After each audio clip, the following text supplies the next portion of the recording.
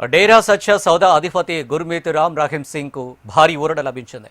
2 దశాబ్దాల క్రితం జరిగిన జర్నలిస్టు రామచంద్ర ఛత్రపతి హత్య కేసులో ఆయనను నిర్దోషిగా ప్రకటిస్తూ పంజాబ్, హర్యానా హైకోర్టు కీలక తీర్పు వెల్లడించింది. ఈ కేసులో గతంలో కింది కోర్టు విధించిన యావజ్జీవ కారాగార శిక్షను హైకోర్టు రద్దు చేసింది. 2002లో హర్యానాకు చెందిన జర్నలిస్టు రామచంద్ర ఛత్రపతిపై కాల్పులు జరగడం, చికిత్స పొందుతూ ఆయన మృతి చెందడం అప్పట్లో సంచలనం సృష్టించింది. ఇక డేరా ఆశ్రమంలో జరిగే అకృత్యాలను వెలుగులోకి తెచ్చినందుకే ఆయనను హత్య చేశారనే ఆరోపణలు వచ్చాయి.